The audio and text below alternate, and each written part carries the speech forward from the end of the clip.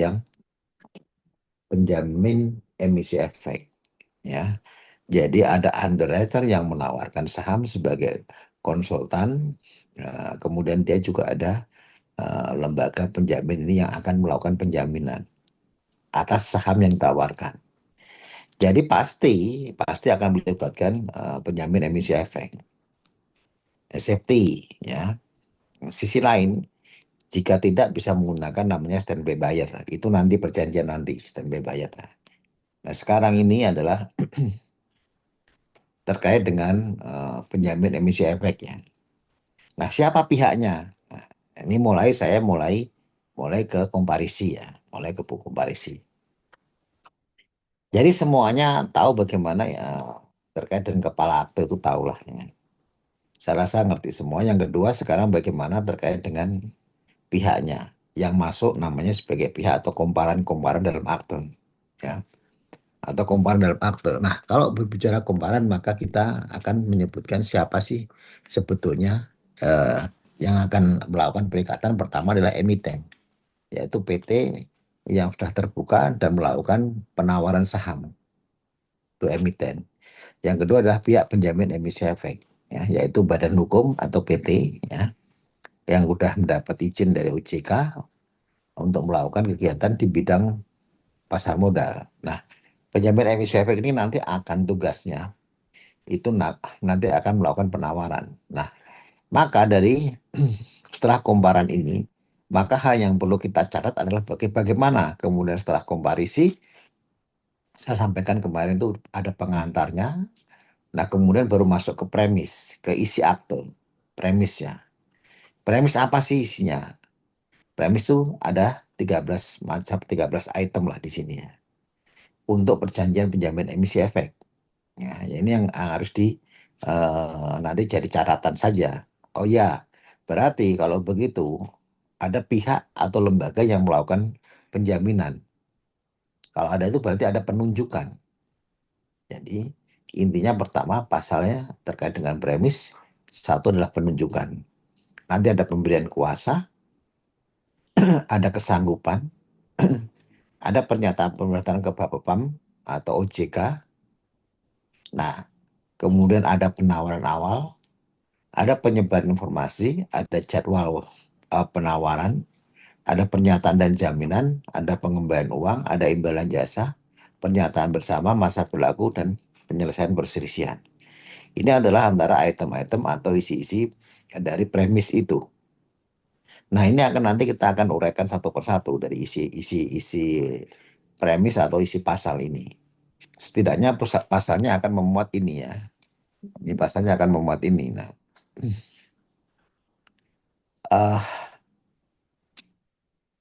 saya lanjut ini terkait dengan satu isi perjanjian.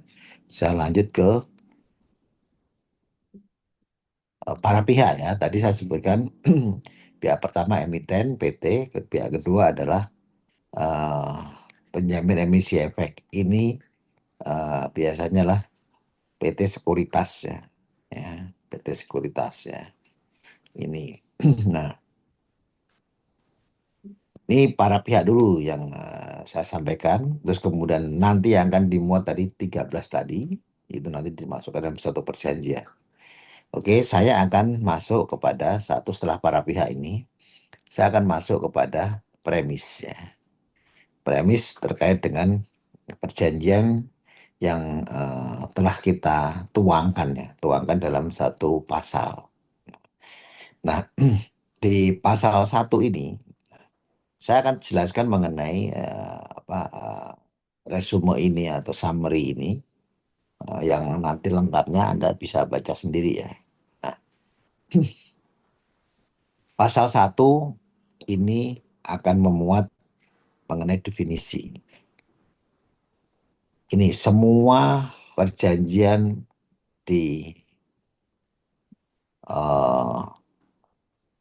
pasar modal antara lembaga penunjang dengan emiten, semuanya di pasal 1 di akte saya selalu saya awali dengan satu definisi.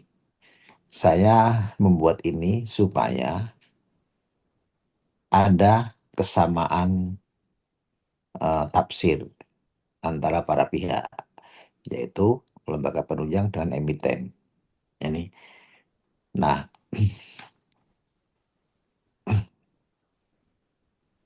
kalau definisi ini saya rasa saya nggak ini tinggal dibaca aja. Definisi ini tinggal dibaca aja karena definisi-definisi ini sebetulnya ada di pasal 1 Undang-Undang Pasar Modal. Ya. Ini ada sama juga mengenai Undang-Undang Perseroan. Pasal 1 Undang-Undang Perseroan seperti itu ya juga harus Anda kuasai. Ya. Karena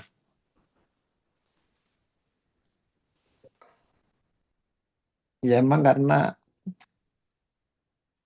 tugas kita supaya bisa menjelaskan ke klien dan kita bisa menyampaikan kira-kira apa yang menjadi satu konsentrasi mengenai isi pasal ini kepada para pihak, kepada penghadap ya. Nah itulah yang mesti kita uh, ya kita kuasai. Saya bilang kita kuasai kalau kalau saya menuntut Anda saat ini harus belajar keras ya. Ya memang manfaatnya nanti bukan sekarang. Manfaatnya nanti. Anda akan bersaing dengan dengan alam ya. Maka harus kuat ya. Jika memang ini sudah satu choice ya pilihan Anda ya untuk menekutin profesi. Nah, ini definisi ya ada apa itu agen penjualan, itu apa di sini jelas dan agen penjualan ini kan nanti untuk dipahami siapa siapa sih yang namanya agen penjualan tuh. Nah, kemudian ada bank penerima. Nah, kemudian berarti bank yang akan menerima efek ya, emisi efek yang nanti namanya akan masuk dalam satu pemegang rekening ya. Nah, bursa efek itu apa? Nah, bursa efek kemarin saya sampaikan bursa efek sekarang cuma ada satu di Jakarta, kalau dulu ada di Surabaya, tapi sekarang ya Surabaya udah tutup lama, kemudian difokuskan di Jakarta. Nah, ini daftar pemesanan pembelian saham. Ini juga berarti ada eh, upaya dari tadi eh, eh, underwriter yang menawarkan saham, nanti siapa aja yang akan memesan. Nah, pihak-pihak yang memesan ini nanti jadi beli apa enggak? Kalau dia enggak jadi beli, bisa dibikin perjanjian dengan penjamin emisi, yang namanya perjanjian emisi yang tidak tidak full komitmen atau best effort itu yang kemarin pernah saya terangkan. Jadi perjanjian penjamin emisi ada dua. Perjanjian penjamin emisi, akte perjanjian penjamin emisi efek itu ada dua. Satu sifatnya full komitmen, satu sifatnya best effort. Kalau full komitmen berarti perjanjian yang dibuat antara penjamin emisi dengan emiten. Perjanjian penjamin emisi dengan emiten itu penjamin emisi akan membeli berapapun sisa saham yang tersisa. Ya, kalau full komitmen. Kalau tidak full komitmen atau disebut dengan best effort, ya, itu hanya menjamin, dia hanya menjamin efek-efek yang dalam pesanan. Yang dipesan saja, yang ditawarkan itu ada orang pesan. Di luar itu dia nggak mau menjamin. Ya, itu ada dua. Jadi nanti tergantung soalnya. Bagaimana soalnya apakah full komitmen atau best effort. Nah, nanti eh, Anda bisa mempelajari dari isi-isi atau urian soal. Ya. Jadi full komitmen dan best effort. Nah, itu terkait dengan perjanjian penjamin efek. Terus emisi itu apa? Emisi itu ya saham yang dikeluarkan, saham yang ditawarkan berapa. Emisi itu ya efek ya. Itu. Nah, kemudian emiten ada formulir pemesanan semuanya ini. Nah, ada harga penawaran tuh harga yang ditawarkan yang sudah harga penawaran itu harga yang ditawarkan setelah harga ini diputuskan dalam rups. Ya. Jadi pada saat dia mau IPO, dia mau menawarkan saham ini, sudah diputuskan bahwa saham yang ditawarkan adalah dengan harga sekian. Nah, maksudnya harga penawarannya sebagai patokan kepada penjamin emisi atau underwriter untuk melakukan penawaran saham, ya, untuk melakukan penawaran dengan harga yang sudah diputuskan dalam rups. Jadi nggak bisa menawarkan sendiri, nggak bisa. Ya, nggak boleh ambil untung dari situ, nggak boleh. Ya, dia harus menawarkan saham yang udah diputus dalam rups. Nah, kemudian hari bursa itu apa dimaksud yaitu ya hari bursa itu ya di mana hari bursa itu di mana bursa efek itu menjalankan kegiatan, melakukan aktivitas kegiatan transaksi efek. Hari apa aja? Apakah Senin sampai Sabtu? Apa Senin sampai Jumat? Nah, itu hari bursa. Hari kerja juga sama, yaitu di mana bank melakukan clearing ya. Ini juga terkait dengan satu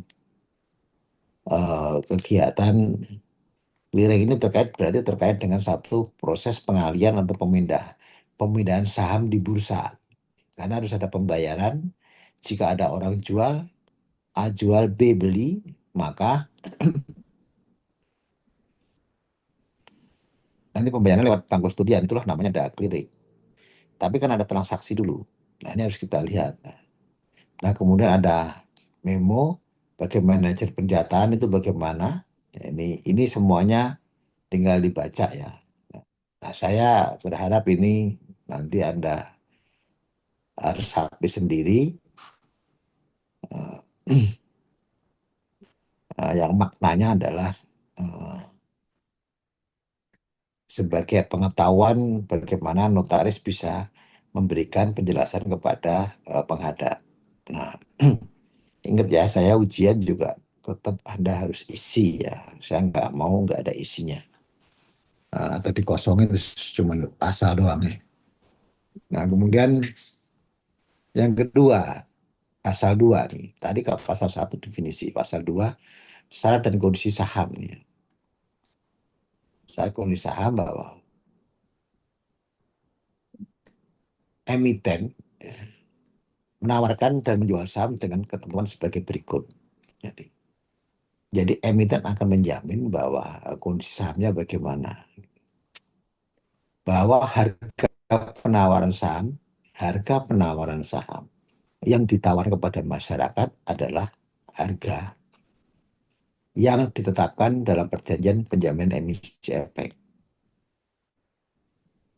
Jadi ini nggak boleh di luar kesepakatan yang dibuat. Nah, harga yang disepakati ini ya nanti harga yang ditetapkan oleh emiten. Jadi penjamin emisi nggak bisa menawarkan seenaknya. Terus kemudian saham yang yang ditawarkan ini. Ya. Jadi pertama harga yang disepakati ada berdasarkan perjanjian antara emiten dan penjamin emisi. Yang kedua, saham yang ditawarkan ya, itu didaftar di KSE, Kustodian Sentra Efek Indonesia. Nah, sesuai dengan perjanjian pendaftaran efek dengan dasar peraturan yang berlaku. Nah, begini. Maksudnya itu begini, saham yang ditawarkan, saham yang ditawarkan ke masyarakat tadi, itu harus didaftar dulu di bursa, ya, di bursa sehingga itu terdaftar juga di KSE. Nah, kalau sesuai dengan perjanjian pendaftaran efek, jadi semua saham yang ditawarkan itu oleh pembelinya, oleh masyarakat ini harus didaftarkan di bursa. Kalau nggak didaftarkan di sana, maka saham ini nggak akan terdaftar dan nggak bisa dilakukan proses transaksi lewat bursa. Nah, bagaimana kalau nggak didaftarkan? Ya sudah, dia hanya hadir sebagai pemegang saham yang punya hak suara. Kalau mengejual juga jual sendirinya, tidak melalui bursa, namanya saham scriptless, ya, saham yang tidak terdaftar. Apakah itu aman, Pak? Ya aman, aman karena ya kayak saham saham PT tertutup. Pak, saham PT tertutup kan nggak perlu daftar di bursa kan? Nah, kalau dia mau ngejual ya dia jual aja antara pemegang saham. Itu nih. Nah, kemudian setelah itu dia eh, nanti kepemilikannya berdasarkan apa? Berdasarkan akte itu. Nah, nanti ketika dia rapat ya dia ngomong bahwa saya adalah pemegang saham yang belum terdaftar atas nama Tuan A. Tapi saham itu sudah dialihkan ke saya. Ini akte pengalihannya. Siapa yang buat? Ya notaris. Ya. Nah, jadi itu di luar mekanisme bursa ya. Tapi yang pasti saya sampaikan, kenapa sih saham ada di bursa? Jadi daftarkan dulu. Nah, peredarannya gimana peredaran di bursa ya harus didaftarkan dulu. Kalau nggak daftar, kalau nggak daftar gimana ya nggak bisa. Nah, menjadi pertanyaan apakah ada administrasi untuk mendaftarnya? Pasti. Di bursa itu juga harus ada pembayaran untuk melakukan pendaftaran. Nah, namanya juga eh, kegiatan bisnis gitu kan.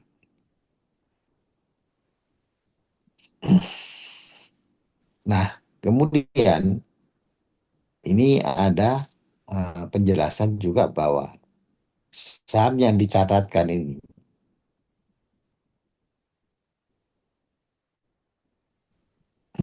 bahwa pembeli bahwa ketika melakukan penawaran, pembeli ini akan memperoleh bukti, harus mendapatkan bukti pemilikan dari saham dalam bentuk Ya, konfirmasi penjatahan. Penjatahan berarti, penjatahan berarti adalah atas saham-saham yang dipesan oleh masyarakat. Melalui apa? Melalui formulir tadi. Maka di definisi tadi ada formulir penjatahan. Bagaimana penjatahan? Penjatahan akan dilakukan jika ada pemesanan, ya, pemesanan efek tadi. Jadi bagaimana kerja marketingnya, underwriternya menawarkan, konsultannya menawarkan saham-saham itu dari penjamin emisi yang akan nanti melakukan proses penjaminan. Nah, kemudian untuk proses pembayaran bahwa pembeli, gitu ya, ini pembeli harus harus ya harus membuka rekening di perusahaan sekuritas atau dengan bank kustodian. Bank kustodian itu apa sih? Ya bank biasa itu, bank bank apa namanya? Bank umum, bank konven. Tetapi selain konven dia juga melakukan kegiatan sebagai bank kustodian yang melakukan kegiatan juga di pasar modal, kegiatan bursa. Ya bank biasa. Nah, jadi itu kondisi-kondisi dan kemudian setelah penawaran umum, setelah selesai dilakukan penawaran umum, dan kemudian setelah dilakukan penawaran umum ada yang beli, maka diwajibkan untuk didaftar. Ya, nah pemegang saham dimaksud untuk memiliki sertifikat saham. Jadi semua pemegang saham juga nanti akan memiliki sertifikat saham. Eh, ini yang harus kita pahami. Jadi sebelum lebih lanjut tadi, maka ada emiten yang harus melakukan atau menyampaikan mengenai kondisi-kondisi saham tadi dan kondisi-kondisi saat saham ini didaftarkan. Jadi, oh iya, ini adalah saham-saham yang sudah dipesan yang akan saya jamin. Nah, kemudian juga ada penjelasan bahwa lebih lanjut penjelasan ini ada di pasal 3, yaitu terkait dengan penawaran umum tadi. Jadi penawaran umum tadi ada emiten setuju untuk mengeluarkan saham Yang ditawarkan juga kepada masyarakat mulai penawar umum dan dicatat di bursa. Ya. Nah, inilah satu kondisi-kondisi penawaran-penawaran saham yang nanti akan menjadi kesepakatan antara emiten dengan penjamin emisi. Nah, kemudian tadi ada kuasa, maka dengan demikian maka emiten memberikan kuasa kepada penjamin pelaksana emisi efek untuk mengambil langkah-langkah penawaran umum. Jadi dia melakukan penawaran itu dasarnya apa? Dasarnya kuasa. Ada penunjukan, ada kuasa. Maka dia melakukan proses penawaran umum. Nah, setelah melakukan penawaran, ya kemudian melakukan transaksi penjualan dan kemudian mengadakan perjanjian dengan para agen penjualan. Jadi eh, saham-saham ini harus pihak-pihak yang akan melakukan penawaran saham ini, saham yang ditawarkan dari orang yang memiliki harus memberikan kuasa kepada eh, penjamin pelaksana ya. Jadi penjamin pelaksana emisi efek. Jadi saya harus melakukan proses penjualan dengan satu payung hukum dan legalitas untuk punya kewenangan melakukan satu proses penjualan. Nah, ini terkait dengan eh, kuasa tadi.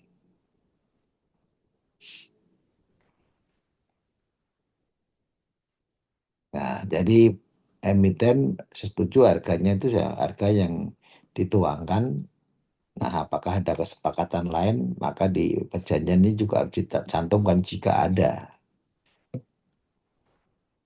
Nah, saham yang ditawarkan semua adalah saham atas nama. Ya. Jadi kalau bicara pasar modal, maka saham yang semua adalah saham atas nama. Terus berapa nilainya? Ya. Berapa nilainya yang merupakan sekian persen dari saham yang ada dari seluruh saham. Ini juga harus disebutkan di situ. Ya. Jadi itu yang di pasal 3. Jadi kalau kita mau mengingat, jadi isi perjanjian para pihak, ya, penjamin emisi efek, perjanjian penjaminan efek, maka pihaknya emiten dengan penjamin emisi. Oke, berarti kita uraikan di komparisi.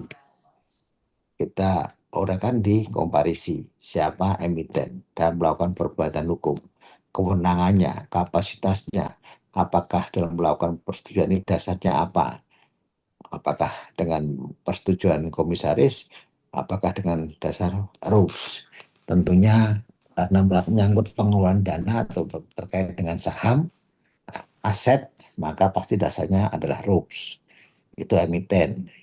Yang kedua, penjamin emisi. Dia akan melakukan tindakan penjaminan, lihat anggaran dasar. Apa, siapa persetujuannya.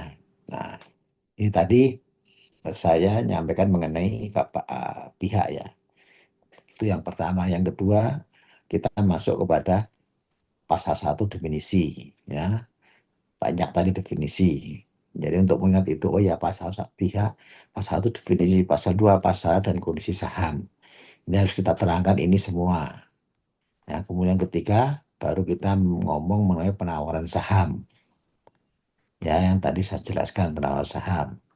Oke, selanjutnya saya akan bicara mengenai penjamin emisi efek. Kalau tadi terkait dengan emiten, sekarang penjamin emisi efeknya. Ya. Nah, penjamin emisi efek dalam melakukan satu kesepakatan, dia akan membuat satu kewajiban dan kemudian dia akan menjamin bahwa dia akan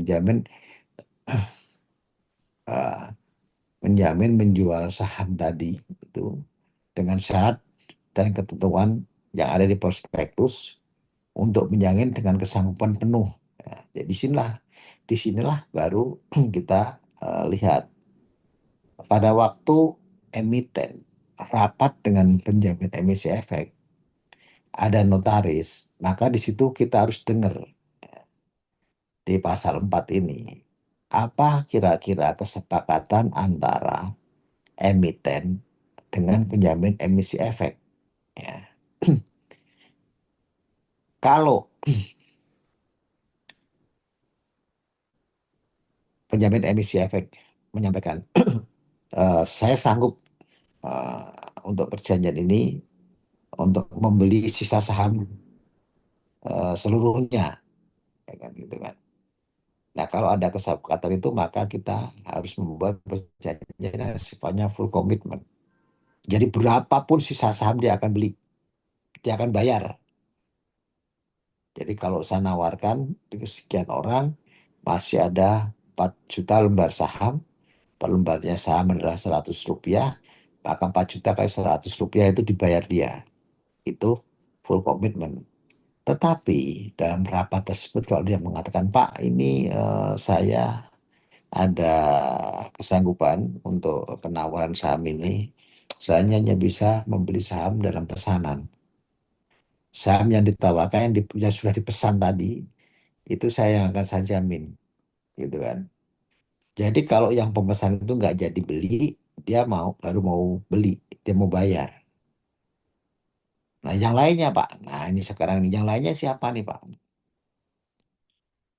Yang lainnya ya saya nggak beli. Nah, bagaimana kalau nggak beli begini? Sekarang saya kembalikan ke emiten. Saya nawarkan pisang goreng, misalnya saya tawarkan 50 potong pisang goreng. Gimana nih? Saya bilang, ya Kak, saya hanya nanti dari 50 itu kan lah yang pesan-pesan Pak pada waktu pembuatan. Yang pesan-pesan itu aja saya yang akan beli kalau dia nggak jadi, yang akan saya bayar. Itu namanya best effort. Tapi kalau semuanya itu eh, nggak ada yang eh, pesan atau yang pesan, saya akan beli semuanya. Itu nama full commitment. Nah, ini tergantung kesepakatan mereka bagaimana kondisi dia full commitment. Nah, tergantung emiten. Saya yakin nggak saham saya ini akan habis. Meskipun dia hanya jamin dalam pesanan. Nah, ini prospektus ini kita harus lihat di kondisi perusahaannya. Kalau perusahaannya bonafit, pasti penjamin emisi akan beli semuanya. Kalau enggak dia ragu-ragu ya nanti kalau saya beli kalau misalnya ini kalau bagus kalau enggak kan saya bisa susah untuk melepaskannya. Saya susah melepas di bursa di market gitu. Nah, sekarang tinggal penjamin emisi. Ya, bisa juga dia yakin, terus bisa juga nanti gini, bisa juga nanti saham-saham yang ada yang tersisa itu ya, itu nanti menjadi kewajiban pemegang saham. Jadi kewajiban pemegang saham yang bisa juga atau lebih gampangnya bahwa selain menggunakan lembaga penjamin emisi efek, dia bisa menggunakan standby buyer. Jadi pihak lain yang akan membeli sisa saham lagi. Jadi di samping penjamin emisi dia bisa menggunakan standby buyer. Nah kalau udah begini berarti kan ya namanya baru IPO ya. Baru IPO ya. Mereka akan aduh yang dia kan kepengen bahwa intinya bagaimana saya bisa mendapatkan dana dari masyarakat. Entah lewat dari mana. Nah, dana masyarakat ini juga harus berkembang kan. Nah, kalau dia nggak bisa ya dia akan sampaikan ke OJK bahwa eh, proses penawaran umumannya bagaimana nanti satu bentuk kontrol pengawasan dari OJK. Nah, ini kondisi yang di market. Tapi saya kembalikan bahwa ini sebagai pengetahuan aja ya, sebagai pengetahuan aja. Nah, bagaimana kita eh, menuangkan dalam satu perjanjian. Yang notaris hanya mendengar saja, dan kemudian menuangkan berdasarkan dokumen dan kehendak mereka. Itu prinsipnya. Ya, jadi jangan kemudian kita notaris menjamin membantu para pihak atau apa. Jangan kemudian bahwa itu nanti notaris yang mempengaruhi, enggak. Jadi tugas notaris mengkonstatir dalam satu akte terkait dengan kehendak penghadap, ya, kehendak penghadap. dan dokumen yang disampaikan pengadaan. Ya, jadi perbedaannya full commitment dan base effort tadi. Ya. Nah, kemudian kalau penjamin emisi setuju akan menjamin dengan kesanggupan full komitmen atas atas emisi saham saham emiten. Kalau dia sudah menjamin, maka maka ini di pasal ini kan disebutkan nanti. Maka penjamin emisi wajib membayar penuh seluruh hasil penjualan saham. Wajib membayar penuh. Ya, wajib membayar penuh itu ya, ya sudah.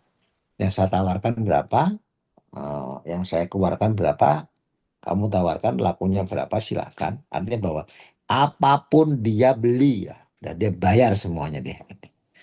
Apakah pembayaran uangnya masuk ke emiten itu dari yang pesan dan bayar ataupun yang nggak jadi.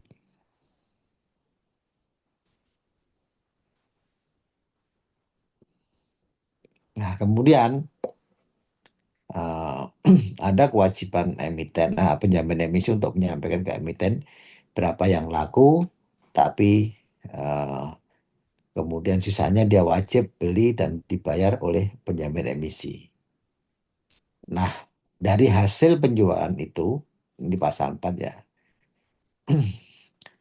eh, dilakukan melalui pembayaran melalui penjamin pelaksana emisi efek.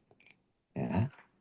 Nah, ini adalah terkait intinya begini, penjamin emisi efek itu ada kesepakatan untuk memudahkan begini.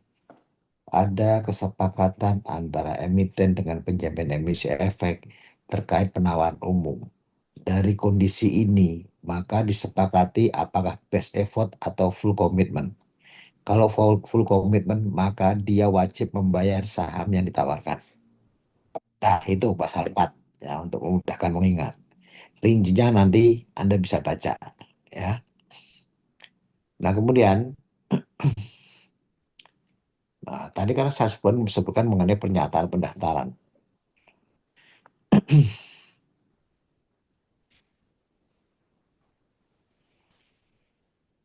Dari kewajiban pernyataan pendaftaran tadi, maka berdasarkan ketentuan yang ada, emiten itu diwajibkan dalam perjanjian ini untuk menyerahkan dokumen-dokumen termasuk dokumen tambahan, pembetulan-pembetulan pada waktu prospektus, pada rapat dan segala sesuatunya dan pemberitahuannya kepada OJK. Jadi dokumen itu disampaikan oleh penjamin pelaksana emisi efek untuk melengkapi pernyataan pendaftaran. Nah, jadi eh, setelah disepakati kan gini, kan pertama prosesnya ada, oh ya saya mau IPO saya RUPS, gitu kan. Emiten RUPS. Setelah RUPS, oke, saya akan terbitkan setelah RUPS diputuskan, maka dalam RUPS tersebut karena ada penawaran, saya harus membuat kontrak dengan penjamin emisi dan profesi penunjang, lembaga penunjang profesi penunjang. Oke, setelah itu saya bikin prospektus, dibikin bareng-bareng. Prospektus awal, ringkas dan lengkap, dan kemudian ini sebagai dokumen yang disampaikan ke OJK sebagai bentuk pernyataan pendaftaran. Intinya pernyataan pendaftaran adalah mendaftarkan dan menyatakan terkait akan melakukan penawaran umum. Nah, kalau sudah dinyatakan efektif, maka proses tadi efektif, proses melakukan penawaran tadi. Inilah perjanjian-perjanjian yang kita buat, penawaran tadi. Nah, dalam penawaran ada penjamin dari penjamin emisi. Ya, kalau berbicara sampai pernyataan pendaftaran berarti semua proses sudah dilakukan dan pernyataan pendaftaran dilakukan. Kalau pernyataan pendaftaran, meskipun kita sudah membuat kontrak dengan penjamin emisi, ya, udah kita buat nih, di pernyataan pendaftaran dinyatakan efektif apa enggak, lengkap apa enggak sama OJK. Kalau dinyatakan efektif, berarti semuanya sudah lengkap dan bisa dilakukan penawaran. Tetapi kalau dinyatakan tidak efektif karena Rex 1, Rex 1, 2, dan 3 pada yang ketiga atau yang kedua nggak terpenuhi, maka itu proses penawaran umumnya stop. ya, nggak jadi melakukan penawaran umum, stop, ya. Nah, prosesnya apa? Ngulang dari awal, ya, karena tidak ada kelengkapan, ya, apakah aspek legalitas, aspek keuangan, aspek apa, ada kondisi lain yang tidak memungkinkan dia melakukan penawaran umum. Inilah satu bentuk pengawasan. Dalam artian adalah pengawasan itu adalah eh, untuk melindungi masyarakat, ya, untuk melindungi masyarakat, ya. Nah, penjamin pelaksanaan misi efek ini wajib mengusahakan agar penyataan pendaftaran ini menjadi efektif. Nah, saya sampaikan gini, penjamin pelaksanaan misi efek wajib efektif. Gimana sih caranya? Oh ya Pak, ini neraca keuangannya nggak beres. Ya, ini neraca keuangannya nggak beres. Disampaikan. Dari apa itu? Dari koreksi registrasi dari OJK di Rek 1, Rek 2 maupun Rek 3. Ya, ini terkait dengan penyataan pendataan menjadi efektif, ya. Nah, ini eh, proses akte ini kita buat, ya kita harus paham mulai dari awal. Awalnya dari mana?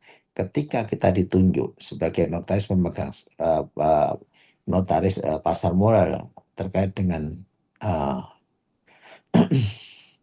kegiatan IPO tadi, maka dalam sejak penunjukan kita harus mengikuti rapat-rapat koordinasi. Karena ini bisa makan waktu 3 bulan. Maka jangan menyerahkan rapat-rapat begini terus sama kita harus hadir sendiri, ya. Nah, ini terkait dengan pernyataan bagaimana kemudian kalau tadi ada waktu, jangka waktu. Nah, kemudian penawaran ini kan harus efektif dulu kan. Yang lalu-lalu kan saya sebutkan bagaimana sih prospektus, bagaimana sih penyataan pendaftaran di teori. Nah, setelah dinyatakan efektif berarti penyataan pendaftarannya udah sempurna. Nah, setelah ini, setelah dinyatakan efektif, maka dia harus melakukan penawaran penawaran umum sesuai di prospektus final. Maka di teori kan seperti apa itu prospektus ringkas, atau proses awal, atau proses lengkap, dan apa itu prospektus final. Ini kan di materi itu kan sudah sebutkan. Nah, artinya bahwa setelah prospektus final sudah lengkap, dilakukan penyataan pendaftaran. Nah, kemudian dalam proses penyataan pendaftaran ini,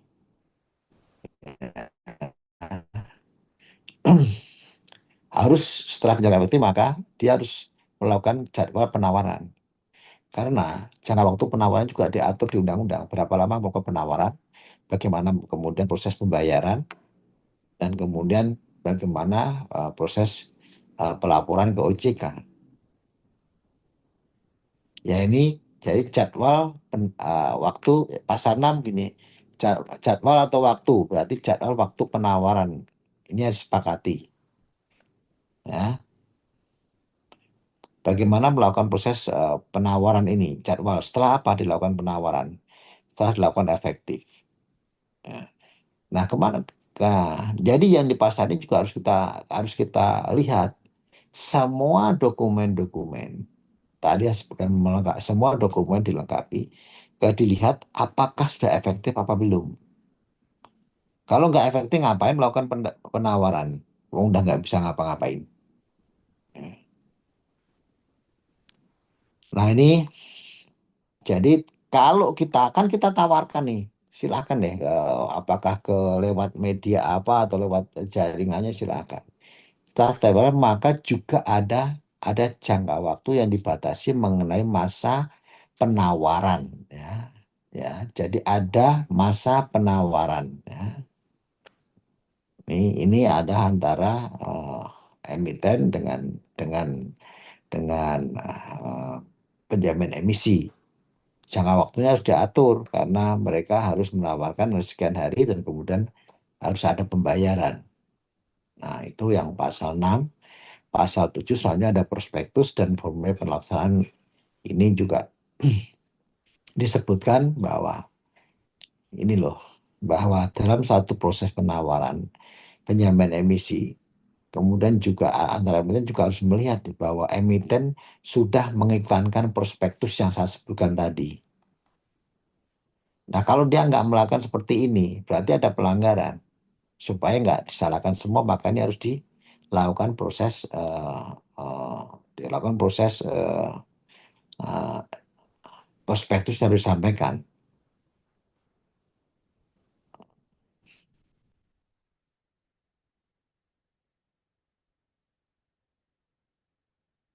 Oke, kalau itu sudah, maka nanti emiten wajib ya mengeluarkan formulir permohonan pembelian saham dan daftar permohonan pembelian saham. Sampaikan deh. Emiten kemudian ini kemudian diberikan kuasa kepada penjamin emisi ya. Ini jadi ini adalah ada di pasal 7 ini adalah terkait dengan formulir pemesanan ya, dan formulir pembelian. Nah, itu untuk mengingatkan, jadi cukup satu item aja. Ini untuk memudahkan kita mengingat, oh Pak, yang pasal satu isinya apa sih? Pasal 2 apa sih? Dan kalau udah poinnya itu, baru nanti baca aktenya. Oh, maksudnya seperti ini. Ya. Nah, apakah ini hafal mati? Enggak. Ya. Itu saya sampaikan tidak harus hafal mati lah. Nah, yang pasal 8 juga terkait dengan pedoman penawaran umum ya. Jadi intinya bahwa penjamin emisi ini ya, ya, dia akan menerima atau akan melakukan semua proses penawaran berdasarkan pedoman penawaran, termasuk bagaimana menyelesaikan permohonan pembelian saham. Ya, ini ada pedomannya ya. Tapi itu sebetulnya adalah eh, nggak perlu kita baca buku itu, tapi kita harus memasukkan ini aja. Nah, bagaimana ureanya? Ya ada di pasal 8 nanti. Nah, ini untuk kita mengetahui ini. Nah, karena proses melakukan satu penawaran ini semua ada regulasinya. Proses penawaran saham ada regulasinya, ada aturannya, ya, ada pengawasan oleh regulator. Maka antara emiten dengan penjamin emisi harus sesuai dengan pedoman penawaran umum. Ya, makanya ini begini. Inilah sebetulnya enaknya eh, melakukan kegiatan di bidang pasar modal. Semuanya diatur nih, semuanya diatur. Jadi sebenarnya lebih safety. Motor itu lebih safety. Jadi proses-proses penyimpangan itu udah diatur regulasi. Regulasinya udah ngatur dulu, udah membatasi ya. Jadi sulit lah kemudian kita tuh dipersalahkan susah. Karena kita dilindungi regulator yang harus dijalankan oleh siapa? Jalankan oleh emiten dan lembaga penunjang. Jadi udahlah kita udah terprotek lah sebetulnya.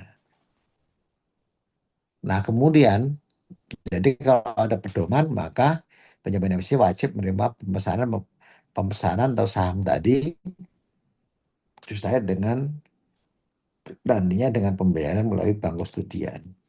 Ini semua ditetapkan, diatur ya. Itu di pasal 8 intinya tadi ya. Jadi ada pedoman penawaran saham. Nah, udah di note itu aja. Nah, kemudian bagaimana prosedur penjatahan? Dijatah itu kan dasarnya kan pemesanan. Jadi, ada dijatah penjatahan tadi. Nah, kemudian nanti tanggal penjatahan juga harus di, dilaksanakan sesuai apa sih? sesuai mekanisme dalam prospektus tadi disebutkan semua. Nah, ini nanti harus diserahkan kapan sih. Nah, jatah itu ya berdasarkan pemesanan penjahatan tadi, kemudian eh, proses penjahatan itu pasti nantinya akan dilakukan satu proses pembayaran yang mekanismenya diatur di POJK. Pak. Kalau masih diatur dalam Bapepam ya, dan di POJK yang baru ini terkait dengan proses penjatahan. Nah, semuanya penjatahan tadi, nah, maka berakhirnya di jam 4 sore. Ya, karena marketnya di bursa itu sampai dengan jam 4 sore. Ya, tadi kalau saya bilang pasal 1 poinnya apa, pasal 2 apa, posisinya apa, terus pasal 9 ini penjatahan, bagaimana proses penjatahan. Gitu kan. Nah, setelah dilakukan proses penjatahan, maka harus dilakukan satu kelanjutannya, yaitu terkait dengan penyerahan surat saham. Penyerahan surat saham ini pasti ada satu proses pemesanan, penjatahan, dan pembayaran.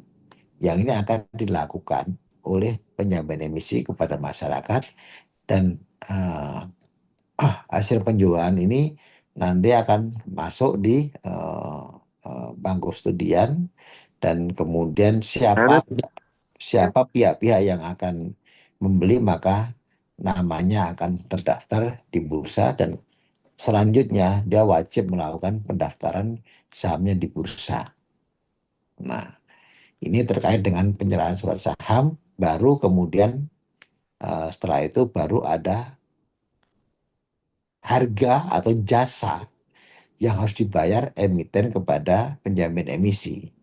Berapa besarnya imbalan antara emiten dengan penjamin emisi? Begini,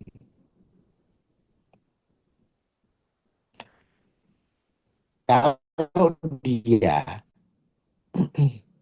pasti beda dengan best effort. Nah, karena dia bertanggung jawab atas seluruh saham. Ya. Tapi kalau best effort kan dalam pesanan. Dalam pesanan itu kan sedikit yang nggak beli. Masa orang pesan semua itu nggak bayar semua, kan kecil kemungkinan. Nah, inilah besarnya imbalan yang ditentukan dari kesepakatan para pihak. Nah, setelah proses dilakukan semua, maka untuk menjamin kerja profesionalitas dari masing-masing pihak, maka juga harus membuat satu pernyataan. Salah satunya, maka pernyataan itu dibuat oleh emiten. Itu antara di pasal 13 ya setelah tadi. Jadi pernyataan apa dari pernyataan di emiten itu ada di pasal 13. Ya, ini pernyataan pendaftaran telah disampaikan. Jadi emiten juga ngomong nih, penjamin emisi, ini saham saya kamu tawarkan ya. Bahwa saham saya ini yang nanti saya tawarkan itu, saya sudah melakukan proses. Saya sudah melakukan proses bahwa saya telah menyampaikan pernyataan pendaftaran ke OJK. Nah, gitu kan. Aku udah nyampaikan pernyataan pendaftaran ke OJK. Nah, kalau kita bilang bahwa emiten sudah menyampaikan pernyataan pendaftaran ke OJK, berarti proses dari awal sudah terpenuhi. Dari mulai prospektus sudah terpenuhi. Kalau proses dari awal sudah terpenuhi dari mulai prospektus, maka buktimu apa nih? Kalau penjamin bisa ngomong buktinya apa? Kalau aku harus bisa menawarkan supaya saya nggak kena tuntutan bahwa apa yang saya tawarkan ini adalah saham yang belum mendapatkan, belum didaftarkan ke OJK dan belum dinyatakan efektif. Oh ya, ini loh bukti saya udah mendaftarkan dan udah ada bukti efektif dari OJK. Itu pernyataan dari emiten begitu. Nah, kemudian dokumen terkait legalitas bahwa emiten juga punya izin usaha, kemudian emiten juga memenuhi sebagai hak pemegang saham, siapa aja udah dinyatakan udah lolos dari awal, dan kemudian tidak ada perkara pidana dan perdata. Kalau ini di kemudian hari ada, maka penjamin emisi tidak ditarik-tarik. Kok kamu nawarkan saham ke saya ke pasar sekian banyak, bahwa emitenmu itu ternyata ada kasus perdata dan pidana. Kasus pidana bisa juga kasus yang nanti akan mengakibatkan direksi atau pemegang saham proses pidana. Perdata bisa perseroannya dalam proses pilot atau gugatan atau tuntutan ganti rugi yang mengakibatkan hartanya habis. Nah, ini kan bagaimana pernyataan perkara pidana ini itulah tugasnya profesi penunjang. Nah, kondisi perkara ini menjadi tanggung jawabnya konsultan hukum untuk melakukan due diligence. Ada nggak sih perkara ini? Nah, nah, nanti dia membuat satu kesimpulan dalam satu due diligence atau apa yang disampaikan konsultan hukum lah itu yang akan menyatakan bahwa uh, dari hasil uh, kajian dia itu semuanya dari aspek hukumnya tidak ada masalah. Nah, ini adalah diantaranya pernyataan dari penjamin emisi. Jadi semuanya adalah transparan dan akuntabilitas ya. Semua terbuka dan dapat dipertanggungjawabkan. Ini terkait dengan pasal 13 pernyataan penjamin emisi. Pernyataannya siapa sih?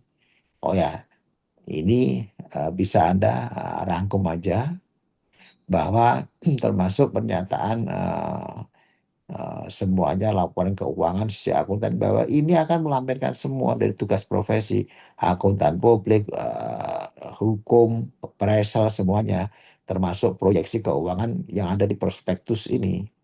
Jadi ini semuanya kan ada di prospektus bagaimana kondisinya. Nah, nah, ini dari emiten.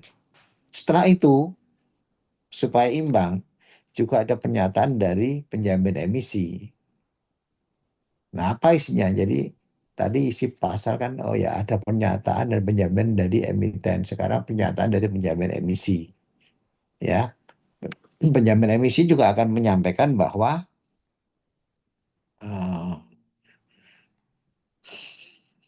bahwa perjanjiannya ini pasti dia akan diantaranya kamunya begini.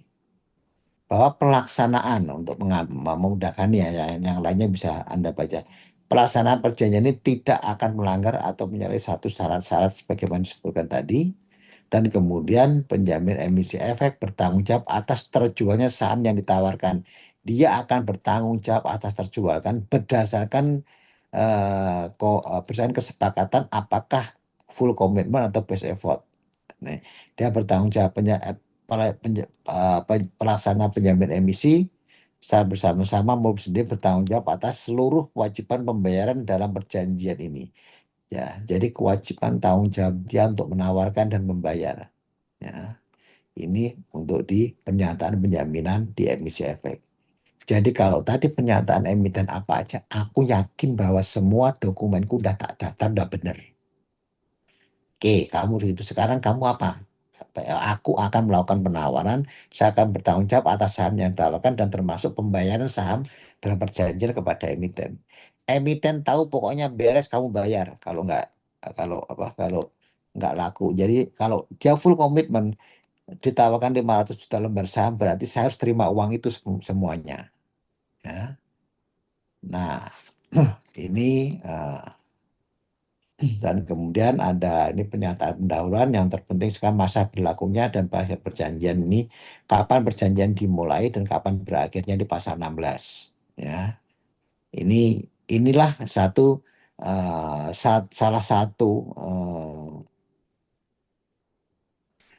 salah satu poin-poin dalam akte itu pasti diawali kapan dimulainya dan kapan berakhirnya ya. Itu untuk semua perjanjian ya. Nah, yaitu inti pasal ini seperti intinya pasal pasal masa berlaku dan berakhirnya. Ini Anda baca sendiri ya. Nah, terus yang selanjutnya menyangkut ganti rugi. Ya, bagaimana kesepakatan ganti rugi? Emiten menyatakan kepada penjamin emisi bahwa emiten akan bertanggung jawab sehubungan dengan satu pelanggaran yang substansial terhadap peraturan perundang dia menjamin, emiten menjamin bahwa semuanya udah saya lakukan sesuai dengan aturan.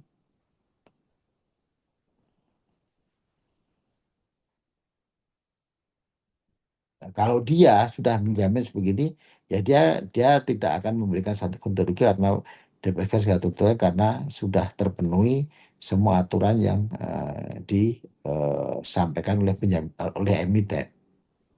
Nah, kemudian ada pernyataan bersama. Tadi adalah pembayaran ganti rugi. Selanjutnya ada pernyataan bersama antara emiten dengan penjamin emisi bahwa menyatakan bahwa persetujuan untuk dengan kesanggupan bahwa PPE, bahwa penjamin emisi akan eh, menyampaikan bahwa dia akan sepakat untuk menjalankan perjanjian dengan full komitmen. Ini adalah dua-duanya. Kemudian hal yang terpenting adalah bagaimana dalam perjanjian ini kita menyampaikan mengenai pilihan hukum ya, pilihan hukum. Nah, pilihan hukumnya ini apa aja? Eh, apakah menggunakan hukum Indonesia, apakah arbitrase atau apa silakan. Ini nanti pasti ada, kalau ada sengketa, musyawarah, kalau tidak musyawarah melalui jalur hukum, nah itu biasa pengadilan mana, hukum yang berlaku yang mana harus kita cantumkan ya dalam satu perjanjian. Nah, itu kira-kira ah, isi pokok dari isi perjanjian dan kemudian ada ketentuan lain yang kita tambahkan pada hal-hal yang memang harus ditambahkan dalam satu perjanjian ini apa aja, pasal-pasal dan ketentuan lain. Ini ada di pasal yang terakhir. Nah, yang ter, hal yang terpenting pasal-pasal pokok tadi itu adalah hal-hal yang prinsip untuk melindungi antara para pihak. Jadi, semua perjanjian ini eh, tidak harus sama, tapi inilah kira-kira perjanjian yang saya buat itu isinya ini. Ya, jadi Anda bisa melihat perjanjian-perjanjian lain di antara perjanjian penjamin emisi dengan emiten. Tapi buatlah satu perjanjian masukan-masukan yang kira-kira perjanjian yang kita buat itu betul-betul bisa menjamin ya, bisa menjamin dan perlindungan hukum antara para pihak emiten dan penjamin emisi. Nah, ini poin-poin penting yang bisa saya sampaikan pada hari ini terkait dengan perjanjian penjamin emisi ini full komitmen ya. Nanti yang bersifat yang bagaimana akan saya berikan contoh aja tapi Anda bisa baca sendirilah sama. Karena di sini juga nanti masih ada perjanjian standby buyer di pertemuan selanjutnya, ada perjanjian obligasi dan yang lain-lain. Dan dari di semester ini saya sudah mulai ke akte perjanjian. Saya mungkin singgung-singgung sedikit mengenai teori ya. Tapi teori udah di semester kemarin, makanya saya kemarin semester kemarin saya tekankan mengenai teori untuk dipahami supaya masuk di perjanjian ini kita udah punya bekal mengenai teorinya sehingga nggak ya setidaknya udah punya gambaran lah nggak pusing lagi loh. Nah ini perjanjian penjamin emisi efek. Terus dari akte yang ada, saya berikan 3 akte kemarin ya. Ada akte yang terkait dengan perubahan, ada akte perjanjian dengan Biro Administrasi Efek, yaitu akte pengelolaan efek, dan yang terakhir ini adalah akte perjanjian penjamin emisi. Ya, nah dari 3 akte ini akan keluar satu akte. Ya, dah kan bacanya cuma 3 aja, gampang kan? Kan keluar satu akte. Teorinya ada, teorinya yang sudah saya sampaikan. Apakah saya mau akan tanya mengenai prospektus? Apakah saya tanya mengenai RUPS? Apakah saya tanya mengenai pernyataan pendaftaran?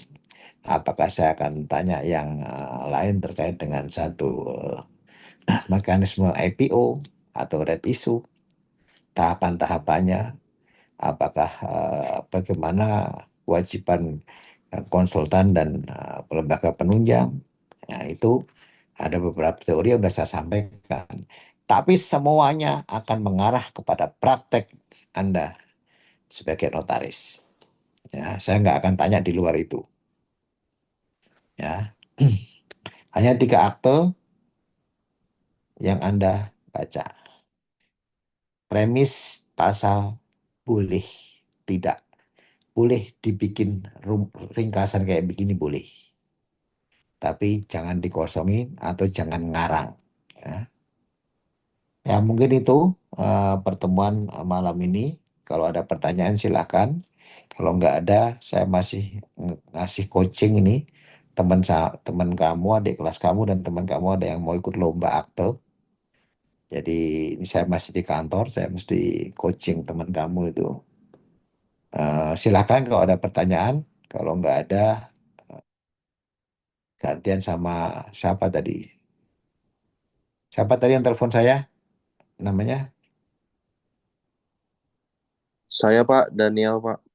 Oh ya, Daniel tuh yang mau ke saya. Gimana ada pertanyaan? Kalau nggak ada, silakan.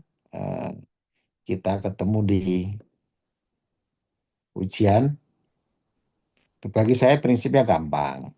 Ya, Anda nggak usah terlalu pusing, terlalu stres, tapi dengan poin-poin yang saya sampaikan, saya udah bisa tahu melihat jawabanmu. Oh ya, kamu ngerti, kamu enggak. Mungkin itu. Sampai ketemu. Ada pertanyaan? Pak Dedi, ada yang mau tanyakan? Cukup Pak. Sehat, Pak? Iya siap Pak, saya mau nyimak dari tadi Pak. Sehat, Pak? Sehat Pak, Alhamdulillah sehat. Ya, syukurlah. Iya, makasih Pak. Ya, Pak Dedi ini murid S2 dan S3 ini. Ya Pak. Oke, kalau gitu terima kasih. Gantian sama si Daniel tuh, Daniel Sintong tuh. Ya, Selamat, sama-sama Pak. tuh. Selamat malam semuanya. Saya rasa cukup ya. Ya Pak. Mbak Siska udah di absen ya semuanya ya? Sudah, Pak. Sudah ya? Oke, Ya. sampai ketemu minggu depan. Sehat-sehat selalu. Bisa ikut ujian semua. Selamat malam. Malam, Malam terima kasih Pak. Malam, Pak. Pak. Terima kasih Terima banyak. kasih, Pak. Malam, Pak. Malam Pak, terima kasih Pak.